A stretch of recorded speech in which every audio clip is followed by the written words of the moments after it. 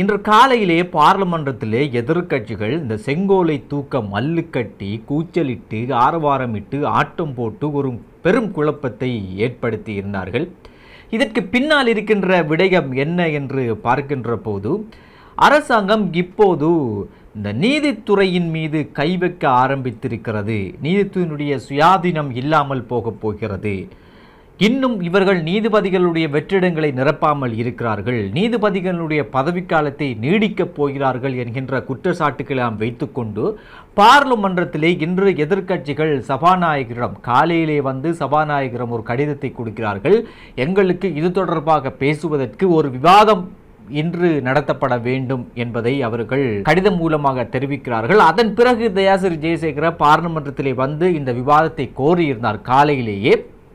அதற்கு அமைச்சர் பிமல் ரட்நாயக்க, சபை முதல்வர் பிமல் ரட்நாயக்க விவாதம் தேவையில்லை என்ற ஒரு துணியிலே பேசியிருந்தார். அதன் பிறகு ஒட்டுமொத்த எதிர்க்கட்சிகளும் ஒன்றாக வந்து 23 பேரும் எழுந்து நின்று, நாங்கள் 23 பேரும் எழுந்து நின்று ஒரு விவாதத்தை கோருகிறோம், எங்களுக்கு இது சம்பந்தமாக பேசுவதற்கு நேரம் தர வேண்டும் என்று எழும்பி சொன்னார்கள். அதற்கு சபை முதல்வர் பிமல் ரட்நாயக்க, நீங்கள் 23 பேரும் எழுந்து நின்று விவாதம் கேட்டால் நாங்கள் இன்று 159 பேர் இருக்கிறோம், ஆகவே இந்த விவாதம் தேவையா இல்லையா என்பதை தீர்மானிப்பதற்கு நாங்கள் வாக்கெடுப்புக்கு போவோம் என்று கூற, அதன் பிறகு எதிர்க்கட்சிகள் அனைவரும் சேர்ந்து இல்லை எங்களுக்கு வாக்கெடுப்பு தேவையில்லை, இது பார்லிமென்ட்டினுடைய சம்பிரதாயத்துக்கு விரோதமான ஒரு செயல், வாக்கெடுப்புக்கு போகாமல் நாங்கள் 23 பேரும் எழுந்து நின்று இந்த விவாதத்தை கோருகிறோம், உங்களால் சபாநாயகர் நினைத்தால் இந்த விவாதத்தை தர முடியும் என்று கூச்சலிட்டார்கள், ஆரவாரமிட்டார்கள். வாக்கெடுப்பு தேவையில்லை என்று பார்லிமென்றத்திலே கத்தினார்கள். ஒரு படி மேலே சென்று செங்கோலை தூக்குவதற்கு மல்லு கட்டினார்கள். இந்த செங்கோலை தூக்க மல்லு கட்டுகின்ற இந்த அதர பழசான இந்த அரசியலை இன்னும் இந்த எதிர்க்கட்சிகள் விடுவதாக இல்லை, இன்னும் அதனை பிடித்துக் கொண்டிருக்கிறார்கள். மக்கள் இந்த பழைய அரசியல் கலாச்சாரத்தை மாற்றி புதிய அரசியல் கலாச்சாரத்தை தான் கொண்டு வந்தார்கள். ஆனால் இன்னும் இந்த எதிர்க்கட்சிகள் அந்த அரசியல் மாற்றத்தை, மக்களுடைய அரசியல் புரிதலை இவர்கள் இன்னும் புரியாமல் இன்னும் அதர பழசான அந்த அரசியலை தான் செய்து கொண்டிருக்கிறார்கள். இப்போது எதிர்க்கட்சியில் இருக்கின்ற சில எம்பிக்களுடைய வழக்குகள் என்பது நெருங்கி வருகிறது.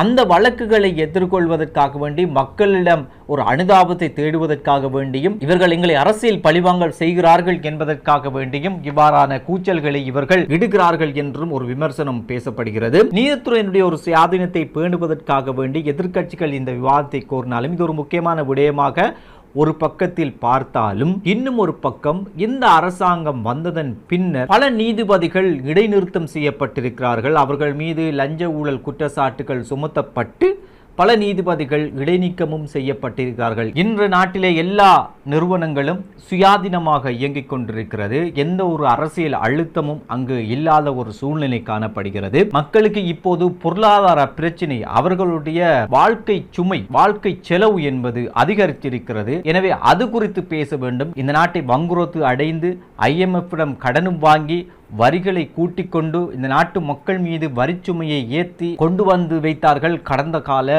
அரசியல்வாதிகள். எனவே அவ்வாறான பிரச்சனைகளுக்கு எதிர்க்கட்சிகள் முக்கியத்துவம் கொடுக்க வேண்டும், அது தொடர்பாக அதிகம் பேச வேண்டும்.